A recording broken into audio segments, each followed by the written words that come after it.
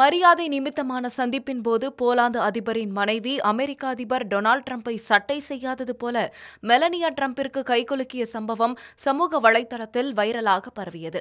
அமெரிக்க அதிபர் Donald Trump தன்னுடைய மனைவியும் அமெரிக்காவின் முதல் பெண்ணுமான மெலனியா டிரம்புடன் போலாந்து தலைநகர் வார்சா சென்றுள்ளார். அங்கு பத்திரிகையாளர்களுக்காக அதிகாரப்பூர்வ புகைப்படம் எடுக்கும் நிகழ்விற்கு ஏற்பாடு செய்யப்பட்டிருந்தது.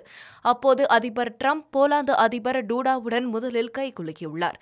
இதனையடுத்து போலாந்து முதல் பெண்ணும் போலாந்து அதிபரின் மனைவியுமான அகடா கெர்ஹாசர் டூடாவிற்கு கைகுலுக்குவதற்காக தனது வலது கையை நீட்டியுள்ளார். ஆனால் அதை கவனிக்காத அகடா நேராக மெலனியா டிரம்பிற்கு கைகுலுக்கியுள்ளார். அகடாவின் இந்த செயலை சரியான மட்டையடி என்று ட்விட்டரில் பலரும் பகிர்ந்ததால் அந்த வீடியோ வைரலானது. இதனையடுத்து சம்பவம் குறித்து விளக்கம் அளித்த போலாந்து அதிபர் டூடா அகடா மெலானியாவுடன் கைகுலுக்கிவிட்டு டிரம்புடன் கைகுலுக்கியதாகவும் ஆனால் ஊடகங்களில் வரும் செய்திகளை பார்த்து ஆச்சரியமடைந்ததாகவும் தெரிவித்திருந்தார். முதலில் டிரம்ப் கை நீட்டியதை கவனிக்காமல் போனாலும் அகடா மீண்டும் வந்து டிரம்புடன் கைகுலுக்கியுள்ளார். பலர் அகடாவின் செயலுக்கு ட்விட்டரில் பாராட்டு தெரிவித்துள்ளனர்.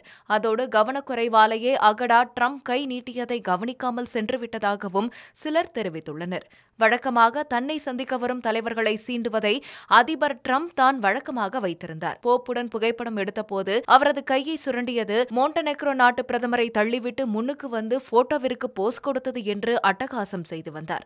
ஆனால் அவரையே செம்மையாக கலாய்த்துள்ளார் போலாந்து அதிபரின் மனைவி என்பதுதான் நெட்டிசன்களின் கொண்டாட்டத்திற்கு காரணம். டிரம்புடன் கைகுலுக்கும் எல்லோருக்குமே ஒரு வித்தியாசமான அனுபவம் கிடைக்கும். கைகுலுக்கும் போது எதிரே இருப்பவரின் கையை பிடித்து இழுத்து குலுக்கி பின்னர் அவர்களின் கையை தட்டி கொடுப்பது வழக்கமாக வைத்துள்ளார் ஜாலி அதிபர் டிரம்ப். ஆனால் அவருக்கே போலாந்து அதிபர் ஒரு புது பாடத்தை கற்றுக் கொடுத்துள்ளதால் இந்த சம்பவம் அனைவராலும் உற்று நோக்கப்பட்டது. இது பற்றிய உங்களுடைய கருத்துக்களை பகிரலாம். மேலும் பல செய்திகளுக்கு சப்ஸ்கிரைப் பண்ணுங்க ஒன் இண்டியா தமிழ்.